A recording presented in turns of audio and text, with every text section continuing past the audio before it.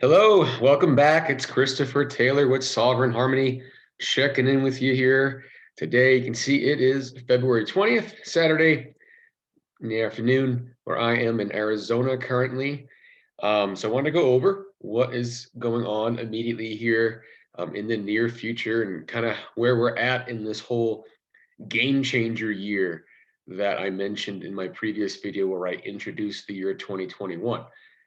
So we'll go over a little bit about the energy that's happened since the last time I talked to you.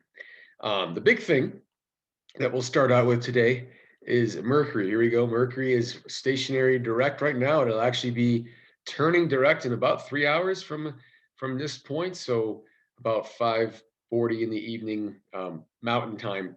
So wherever you are, by the time you're watching this, it's probably already happened. So Mercury is going to be turning direct. It's been retrograde since January 30th and entirely in the sign of Aquarius, which is a very, very busy sign. As you can see, the sun just left Aquarius a couple days ago for Pisces, but we still have Venus, Jupiter, and of course, Mercury retrograding the entire time. We have Saturn, and then Pluto's on the outside here in Capricorn, but that's quite a cluster. And then actually, about a week ago or so, we had a new moon in the late Aquarius, and so there was just lots of Aquarius energy going on, and we know that's a major theme for this year. With again Jupiter kicking off the year in mid to late January, where it formed a square to Uranus and Taurus, and so that was just a few weeks back, basically about a month ago. And then of course Saturn is following that up. You can see Saturn 7 degrees Aquarius, Uranus 7 degrees Taurus. So they're in an exact square right now.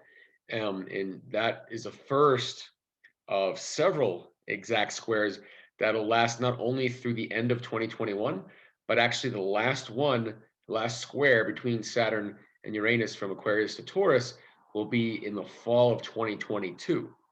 So this is a pretty long game changer period, with 2021 being more significant, with the three exact squares and only the one happening in 2022. Um, that's pretty significant for this theme that we are currently in, and so I want to address that and how Mercury retrograde has been playing into that as well. And then we'll take a quick glimpse ahead of the next month or two, just to see what is going to be triggered here. Okay, based on the planets and energies we've talked about in the last couple of meetings here, even going back to those eclipses that we had back in late November to mid-December. I want to address those too, because the energy of that lasts 3 to 6 months. So we're in that period right now, and we're going to see how Mars is usually an indicator of timing when those eclipses will become active, and those will become active here in March and April. So definitely want to talk about that as well. But to start out, we will just discuss Mercury retrograde. So again, Mercury's been retrograde since January 30th. I think most people here watching this know all about the basics of Mercury retrograde. It's a time of reflection, going back, going over things. So not the best time to start new endeavors. And when we do, a lot of times we experience getting tripped up when it comes to communication and travel and whatnot. And really that's just because we're not using the energy properly, essentially. If we do choose to take Mercury retrograde periods seriously, I guess, and reflect and go back and redo and fix things that need to be fixed, then it's a very productive time. And so in this case, we're talking about the energy of Aquarius. Again, very busy energy right now. And Aquarius has everything to do with technology, the future, advancements, things of that nature. It also has to do with greater society. So society as a whole. So it's a very important energy right now, and I think it doesn't take too much to understand how significant things are right now. And I had mentioned in my previous video that Jupiter squaring Uranus was going to kick off some of this game changer energy, whereby something having to do with the future, having to do with technological advancement, having to do with society as a whole, conflicts with the norms of resource distribution and money and et cetera. That's Taurus down here. And I gave some examples, like for example, if there was a cure for a certain disease, and everything that has to do with that approach to that disease suddenly goes away instantly, right? And that there's a lot of economic ramifications for that. That's an example. Another example that I said, if there was any year where there might be disclosure of UFO information and technologies associated with that, and how that could change society in terms of energy production and travel and whatnot, that it might be this year. And of course, there's lots of special interests that like the financial system the way it is, not necessarily you, me, or anyone else, that doesn't really benefit from keeping the populace down in a sense, but those that have their fingers in those pies, have been suppressing technologies for a long time. And we might find that the next couple of years is when this stuff comes out, and it could have major ramifications on the stock market, on business and finance in general. So we're kind of teetering on that energy as we speak. And so, just to give some examples of some actual real world things that happen just before Mercury went retrograde, right? So, in late January, when Jupiter was squaring Uranus, it kind of set some things up, and then Mercury went retrograde. And so it was time to review all that. Okay.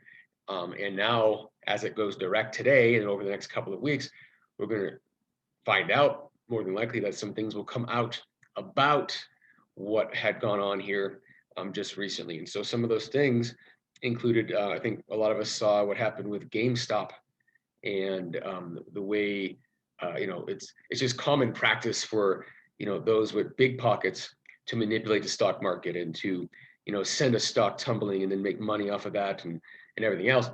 And what happened with GameStop, I think most of us have heard this, is it really showed that even the little guy can get in on that game. And in the media, the media is obviously owned and controlled by those same special interests that like things the way they are, made it sound like these were hackers, and they're destabilizing the markets and blah blah blah. When in actuality, I mean, they made some money for themselves, and yeah, they made those billionaires lose a ton of money, and they didn't do anything different than those billionaires themselves do to each other, because they can, right? And so that really kind of exposes the global financial system in a certain sense. And we can think of that in a positive way, is that, could this be the beginning of the end, a game-changing event for the global financial system as we know it in terms of the stock market and whatnot, where the little guy can have more of a play in that game? Could that have been the beginning stirrings of that? Jupiter squaring Uranus back at that point, just before that happened. And then, Mercury retrograde being that time of reviewing that, and where we go from here now that it goes direct. Okay. Also, at the just after that time, there was another election, not just the U.S. election, but in Myanmar, there was the military that went in and took control basically for the next year or something like that. And what happened was they're alleging that there was major fraud that went on in the country. Sounds familiar, right? And they don't think that the person that was quote unquote elected was actually elected fairly. And so, it remains to be seen what will happen there. But one of the things that Myanmar, along with Russia, actually has done in the last couple of weeks is basically remove central bank control over their money system. Okay, that's again messing with the global financial structure as it is. Positive thing, negative thing. I think just the idea of the military taking over sounds very negative, and it doesn't make me feel very particularly comfortable with that whole idea. But at the same time, what if the investigation of fraud turns out that it's true? What if, and then what if that you improve the lives of people by getting them off the central bank control? What, and when it's always been, obviously a manipulation there, that just let us elites do our thing, we're going to take care of you, and maybe that gets exposed. Okay, so it's just another example of something game changing that could have societal ramifications that change global financial systems. There was also if you're listening to some of the news here, I don't know if it was in mainstream news, I don't really watch that, but The Navy, there's been, I don't even know exactly when this happened, but it was coming out that the Navy has a patent on some kind of what they're calling UFO fusion technology. Okay. Yeah, kind of, goes right up to, right down the alley of what I mentioned when it comes to alien technology, technologies that can change our whole energy system and whatnot. Who knows where that's going to go as well. But again, Mercury's been retrograde, so things have been quiet. What has come out hasn't really fully been out yet. And those are just a few examples. There's probably other things that I'm not even aware of that are going to be coming forward here. And then we have, if you're not familiar with Davos, Davos, it's associated with the World Economic Forum. They meet once a year. This year it was online, obviously, for optics reasons, obviously. And they discuss what they always discuss, which is essentially how to centralize more control over people and resources in the world.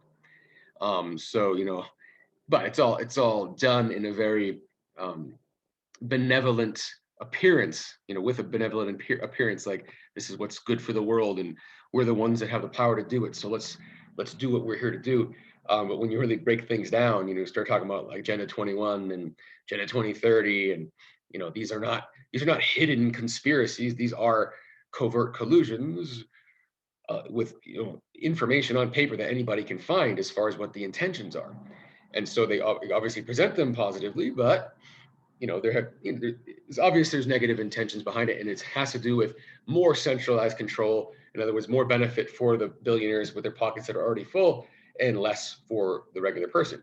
But to counter this, it's very interesting. This year, if you hadn't heard, there were several 100,000 people that ended up participating on an online event throughout the world, which was known as the Greater Reset. And so it's a term meant to counter the Great Reset, which is what they were talking about in Davos. So they used to call it the New World Order. Now they call it the Great Reset, but it's the same ideas. Okay, it's basically control of all resources and people within it, and how they're distributed and everything else. And one of the taglines for the Great Reset is "You will own nothing and you will be happy." It's very Orwellian, and I don't know if we're allowed to say Orwellian anymore, because I think I heard somewhere where that's now considered a flag word for getting information stripped out. But anyway, the Greater Reset is more of a grassroots movement to address not only the problem of what those behind the Great Reset want, but also to go over solutions for how to counter it and how to decentralize society. So again, societal ramifications that change the global financial system, because it's basically pulling out of the centralized state and decentralizing everything from food to energy production, to schooling and education, et cetera, and money, even the money system itself. And so very interesting stuff, really good stuff. I recommend, if anyone's interested, if that flags your interest, thegreaterreset.org. They have I think it was 5 or 6 days of 3-hour presentations. So lots of information, lots of speakers, lots of great ideas. In my opinion, that is really where society is headed. If you've listened to my other videos, we talk about, and also I've done workshops and presentations you can find on my channel, where I talk about Regulus moving from Leo to Virgo. And so all that Regulus and Leo energy is very centralized power structure, pyramid kind of hierarchy. And Regulus in Virgo is redistributing that power into the pieces. Virgo represents the pieces. So very decentralized, okay? So we've shifted into an energy of decentralization, but the centralized hierarchical structures are still in place. And they're making desperate moves, like, for example, the Great Reset and how to take advantage of the coronavirus and climate change, to put forth those ideas, etc.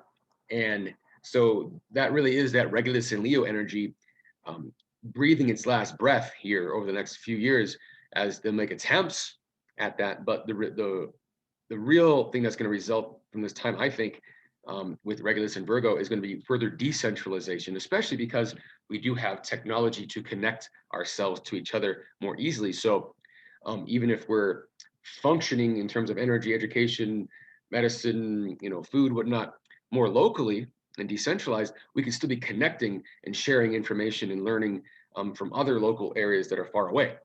So there's really an opportunity right now for a more decentralized society, global society, where there is, no one's in charge of anyone else, essentially.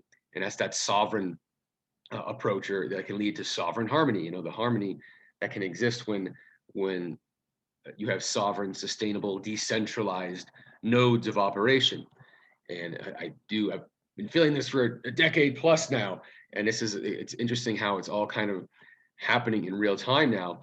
And with all this energy in Aquarius, this is definitely the shift, the societal shifts, the starts of that. And when Pluto enters Aquarius in the mid 2020s, we're really going to see a shift toward that. And again, the ramifications that all that energy squaring this Uranus and Taurus down here, and what that means for the global financial system and how money is distributed. I mean, we're already seeing, cryptocurrencies skyrocketing, and in other alternative forms of bartering and whatnot. And so who knows where this is going to ultimately head. But again, this counter movement against the World Economic Forum, Davos, and that push for more centralization that's really coming out here. And we're going to see, both sides of that the next couple of years, Saturn squaring Uranus, where there's going to be stronger pushes for the centralization, and that's going to cause a stronger response for decentralization. So ultimately, I think the centralization is going to fail, okay, in my opinion, because the energy doesn't support it anymore. If we had Regulus still in Leo, the energy would support the centralization as the model, but it isn't. And so, no matter how hard we try, I used the cell phone analogy in a previous workshop that you can find on here. And, it's the idea that if you charge your cell phone with a certain kind of energy, now you might have some charge left, sure, but you can never plug it back into that type of energy and get it back again. Once it runs out, it's out. And so we're just seeing the cell phones, running out of energy, but they still have some, but they'll ultimately go dead at some point, right? And so that's just where we're at. That's the phase that we're at now. And speaking of energy and energy production from either local versus centralized, we have this perfect example just in this last week with what's happening in Texas. Okay, so if you're not familiar, in the U.S. there's only 3 main grids, believe it or not, just 3. And so they're very centralized. Okay, and that does cause a lot of problems when it comes to, like, when you're having rolling blackouts and whatnot. So you have this kind of Western grid and Eastern grid, and then you have literally a grid for Texas, which I don't think is exactly the state line. I don't think it actually draws the boundary completely. I think there's some overlaps and some crossovers, but generally speaking, Texas has its own grid, and that's at least a lot smaller and less centralized than the Eastern and Western grid. But we've seen this perfect example of what happens when there's too much centralization. Because they had a cold snap.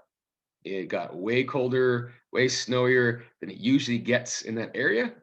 And, it is something that happens once every, 2 or 3 decades or something. You might get an event like that. So, once or twice in a lifetime, if you live there your whole life, you might see that. But it does happen. And they have sufficient backup power sources in the summertime when there's huge demand due to the heat and getting air conditioning and whatnot to cool people. But in the wintertime they shut those down.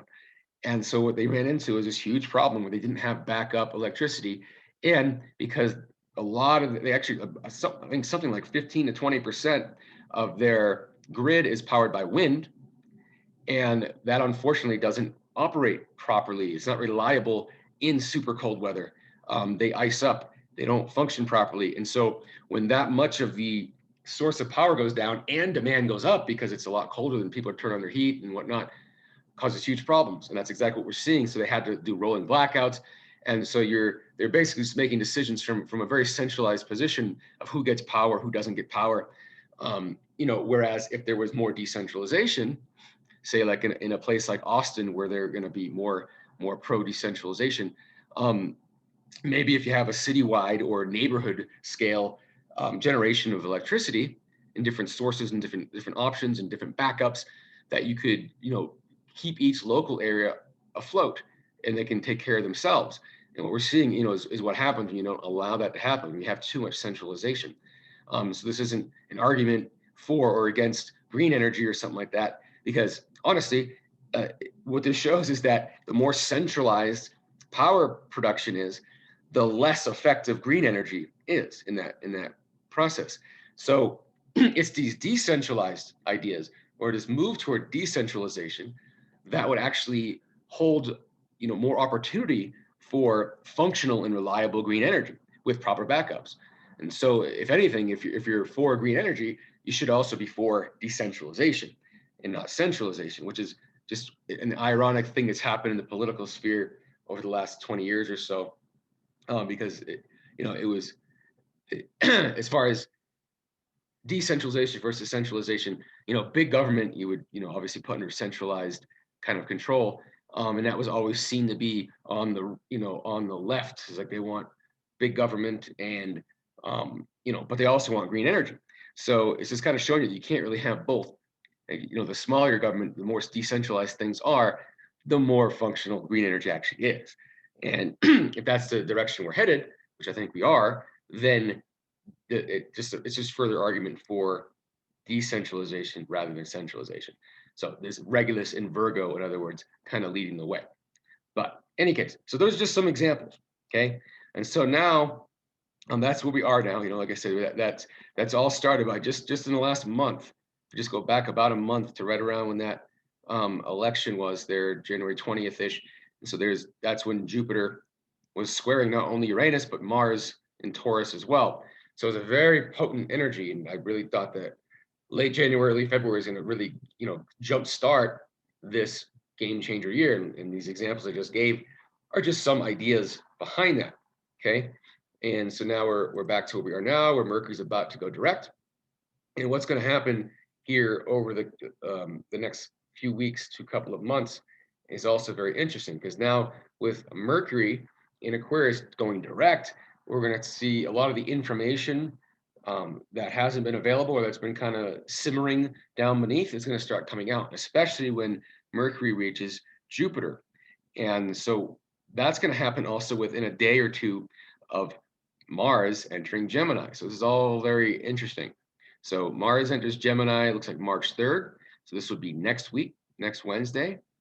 And so that's a big shift. Gemini, again, energy of information and facts and information back and forth and discussion. And then immediately after that, about 24 hours later, we've got Mercury conjunct Jupiter in Aquarius. And so they both speak to this idea of information coming out strongly. Okay. A strong push of information, and information that has to do with what's been going on the last several weeks.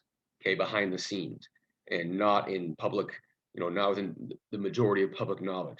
So look for that first week of March to be pretty potent for information coming out. And then as you move to the following week, then we're also going to have the Sun followed by Venus squaring the North Node in Gemini.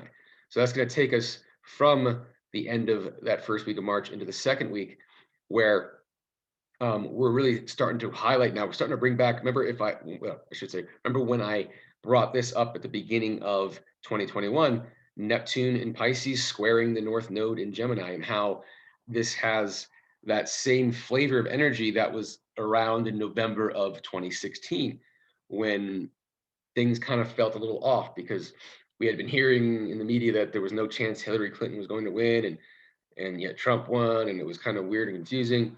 And we have a similar kind of energy that's been hanging over, like there's some kind of potential media deception going on right now. And that has been going on. And so could be the time when this really gets highlighted, because we got the Sun and Venus both going to square the node, followed by both of them joining Neptune shortly after. Okay. And so that's just going to be a couple days later. So that's all the second week of March. So the first week is kind of information flooding out that's been held back recently. Second week is the highlights of potential deception and getting the facts out finally. So first and second week of March, very potent for information sharing and for previously hidden or previously manipulated information being clarified. Okay. And then that is immediately followed. I want to bring it. What did I want to see here? When the Sun and Venus are together, yeah, the end of March. Actually, I want to go back even further. March 20th, on that date, so this would be like the end of the third week of March, that is when Mars will be still in Gemini, and it's going to hit the point where, and I mentioned this earlier, the eclipses from November, December. Those are the eclipses that were going on in between the election and that Jupiter-Saturn conjunction on the solstice, when there's all kinds of stuff going on behind the scenes, and there was all, the allegations of fraud, and there was no court would basically hear the fraud cases. Not that, there was no way to assess potential evidence of it because no court was willing to even share it and see it. And there's obvious reasons for that. And when it comes to the system, right, and not wanting to break things down. But anyway, the eclipse that happened on November 30th, which landed right there at 9 degrees Gemini, Mars is going to highlight that. And so again, Mars reflects the action of that. And so the theme of that eclipse really goes hand in hand with the eclipse that happened December 14th, which was up here in Sagittarius, about 23 degrees.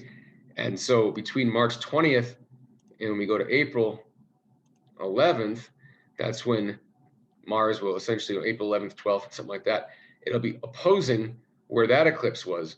And the overall arching theme of those eclipses was highlighting the square to Neptune, okay, which is that whole potential deception of information that could have been happening here. And so, all of a sudden, what the activities that were happening late November to mid-December suddenly can come out here in March and April, with the buildup in early to mid-March, and in late March into early April, when we could get some, definitive actions with Mars there lighting things up. And when Mars is exactly on the nodes, or I should say on the north node, when will that be? There it is. That's going to be especially potent too. So that's, again, right there, about halfway in between there. So you got the first eclipses highlighted on the 20th. Then we have the exact conjunction of Mars in the north node in Gemini. So we're talking about the facts, the action being taken with regards to the facts and whatnot. And that's happening right as Venus and the Sun are together in Aries. And so that's an energy very potent for kind of a new beginning, a new sense of birthing into something based on what's coming out. Okay, so it looks like we got off here to a pretty roaring start here in 2021, and the ramifications of what essentially is happening is going to carry out here for the next couple of years, like I said, but especially these next couple of months. Look out for what was going on in November, December to come out. And we're also going to note that, what's been kind of behind the scenes and secretive and whatnot over the past few weeks, some, further developments with that as well. And what's interesting to note, I had mentioned that in Myanmar that the military took over, and, they're accusing, alleging fraud, and they're doing investigation and whatnot, et cetera. And of course, that was going on in the US in November, December. And if you didn't know, just yesterday on the 19th of February, the court cases for, I think it's Michigan, Pennsylvania, and Georgia. So like something like 52 or something electoral votes, a big significant number, are going to be brought to, or were brought to the Supreme Court. And it's a process, so it's not like it's done in one day. And so apparently that information is going to be potential evidence and things like that brought to the Supreme Court, and that could take several days to a couple weeks or whatever it is. But that could also line up with what we're talking about here when we get into the first week of March, second week of March, and then moving in from March to April. What that means exactly, who knows? But just here to talk about the energies, potentials, and to kind of put some of the events in real life into astrological perspective for you. So with that, I think I will wrap it up. So if you are interested in getting further in depth with your chart, let me know. You can contact me on Facebook, YouTube, either one is fine. You can find me at Sovereign Harmony Astrology on Facebook. I'm also on Telegram. So trying to get that up and going. That's also Sovereign Harmony Astrology on Telegram. So if that interests you as well, I think that's going to be a really good platform for what I put out anyway. I really like it. And anyway, if you have any questions, comments, feel free to put comments down below here on YouTube. Feel free to share this with anybody. And if you have any questions, do let me know. We will see you next time. Okay.